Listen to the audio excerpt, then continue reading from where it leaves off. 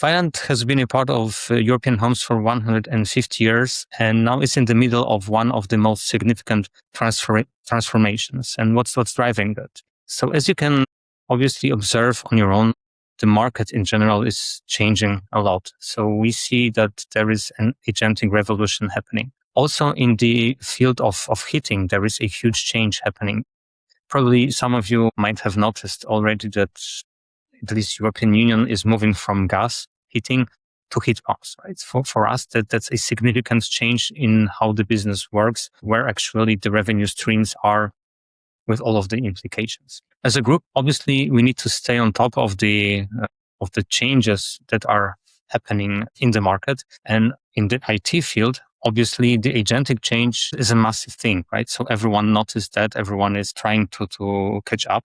We have to, right? So whoever is not adopting will be on the losing side. We are sure about it. So we need to adopt. At the same time, the legacy, 150 years of legacy, also of heritage, whatever you call it, that brought a lot of, let's say, systems, that brought a lot of things that were actually inherited. So we had a lot of acquisitions and mergers over the years, which actually led to a situation where we have a lot of systems that are not actually fresh. You can think of ERP, you can think of CRM. In this area, there is obviously a transformation happening at Vaillant. And this is a constant change that takes years, to execute. On top of this change, obviously our e-commerce systems must be adopted. So we noticed that staying on the legacy systems where everything is tailor-made, where everything is special, different country to country, there's not a way to go. There's not a way for the future, because now you have to be very agile. You have to be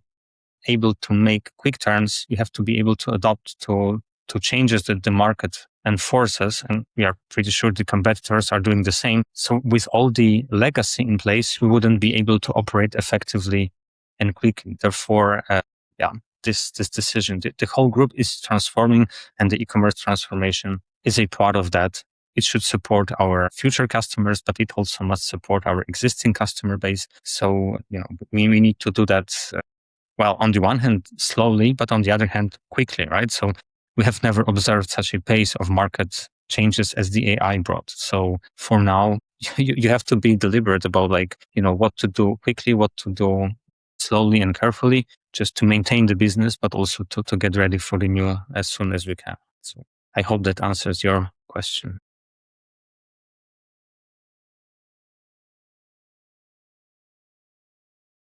Well, it's a very good question. And I think that I partially answered that already. So as you can imagine, we have a lot of legacy in place, and building another layer of legacy would just make things more complex. So we realized that taking shortcuts, cutting corners here and there actually leads to a solution that on the surface looks good, right? So your customers see that, okay, you have this new shiny UI or this new API exists, but can you be actually performant with that? Can you do quick changes? Can you refactor your code base? Can you adapt the processes to the market changes? Having a lot of spaghetti underneath, just covered with, some icing. Obviously you can't, right? Because the legacy is giving you a lot of trouble here and there. Legacy means that you have to maintain it, that there is a lot of code base that no one actually owns anymore. There are systems that, they are there, but you don't know much about them anymore. That's the brutal reality in a company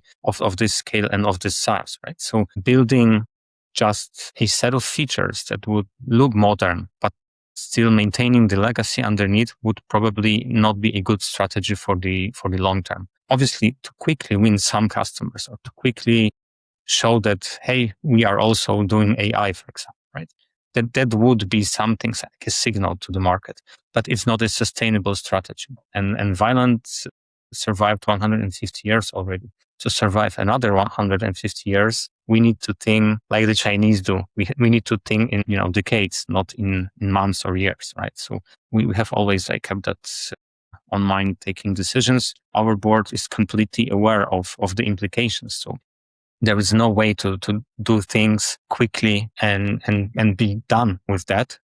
they know that we have to do the right things to get ready for the future. And what does it mean? Like today, if we rebuild some parts of the system, or if we unify some of the systems, think of the ERP. You can imagine. I can't talk about exact systems that we are having, but if you think about a shredded environment where there are like a lot of small things collaborating and that are integrated in different ways, different flavors, then this is hard to maintain. We need to unify.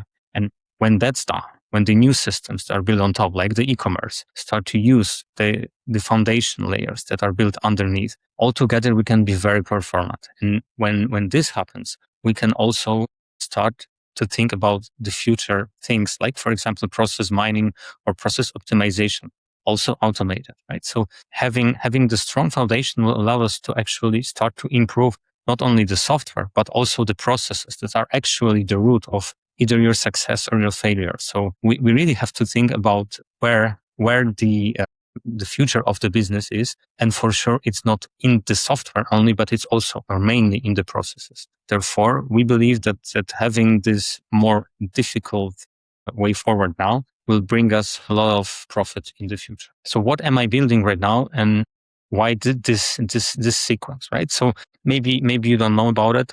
I quickly said that I'm responsible for the e-commerce program. So what does it mean for us, for Vaillant? The e-commerce program is actually all about building a new solution for the B2B customers that today use different software in different countries. We call them national sales companies. Each of the NSCs, national sales companies, has a dedicated version of the system. Our mission in this program is to actually build one software that is more of software as a service kind of software that we are building for the group internally. So my first goal is to actually achieve feature parity with the existing system and replace it, right? That should be a process that will be very smooth from the perspective of our end customers, which is installers and partners that are using the system on daily basis. So this is the foundation. That's my first goal. Next, the ambition, right? So the ambition is that actually we will expand the business. So the current revenue stream of the e-commerce channel is what it is,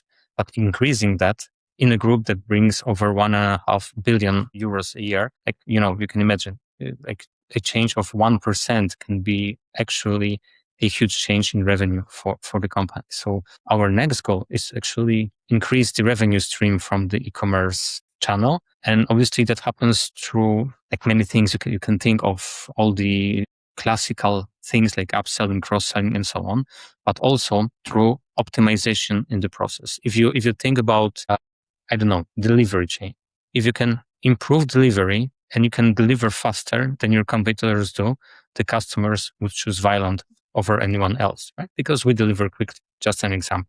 And to do it, you don't always have the opportunity to pay to get things done faster. Sometimes your processes are slowing you down. So my personal ambition is to start actually digging deeper into such areas where the improvement can be done. And that means eliminating manual processes, improving manual processes, but also finding bottlenecks in the existing, never mind whether automated or manual processes, and like bringing them to speed. So that's the ambition.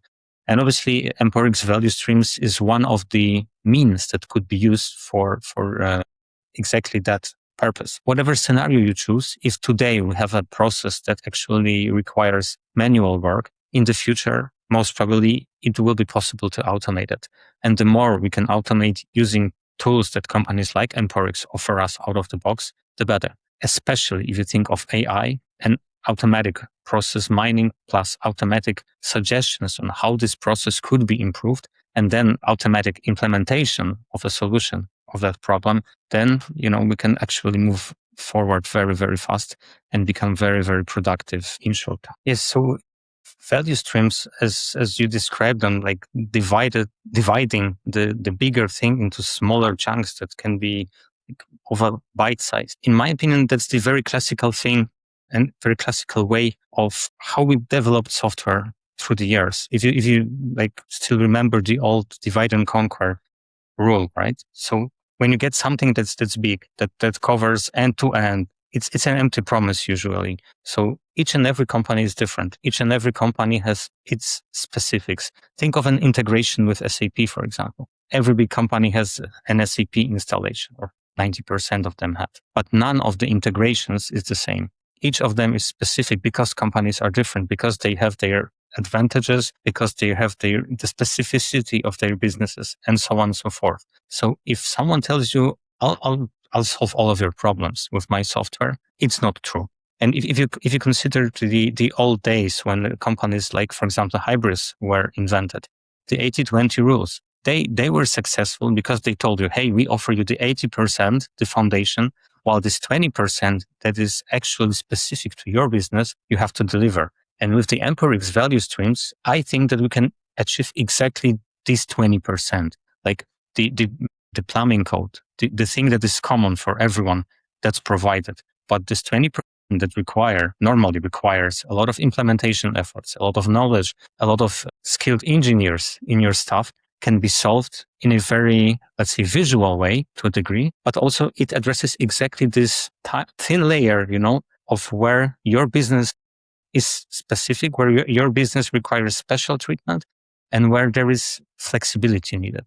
And with the big solutions, with the big offerings where you get everything out of the box, usually the customization is a nightmare. So I think that it's the main reason for why we are thinking of this form of utilizing the value streams. Vaillant is specific in these regards, to be honest. The business is specific. If you think about our customer base, you can see that very often our installers, they lead family businesses also, right? So the grandfather, the father and the son, all of them are working in the same business. And you can imagine the youngest is these people are digital natives, let's say, right? They use their mobiles every day. While the older generations, they are very conservative. So in extreme cases, our customers use fax in Germany. I have seen fax in my lifetime, right? But I have never sent one, or maybe 20 years ago. And some of the customers still do. So our customer base is different. And that's for us.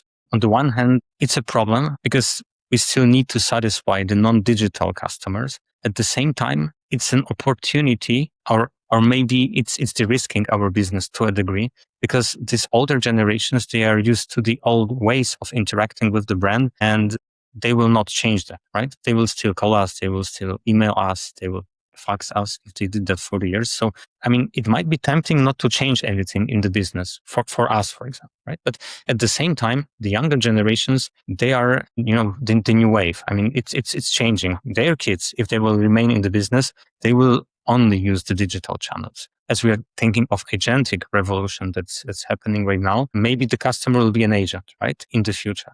And as a group, we can't say that we can go all into the digital channel and we don't need anything else. For sure not today, right? So we still need to maintain the installer base, the partner base that is actually available as physical people out there in the countries, in the towns, in the cities, to talk to the end customers, to help them out when they need new heating, for example. But over the time, we anticipate that it will be changing, that more and more of the business will become digital, and that more and more of our customers will, I even don't know, it will be using the classical web shop. Maybe their agents will be ordering for them. So for us, this change will not happen overnight, but it will be a process. And we believe that, catching up late may not be that easy, may not be even possible. If I knew that the adoption of Gen AI will be that fast, and that, the models will be actually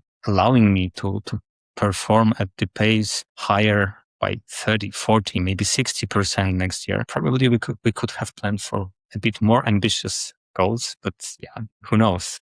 Maybe we can deliver faster. I don't know. I wish I knew about how strong these tools are when we start.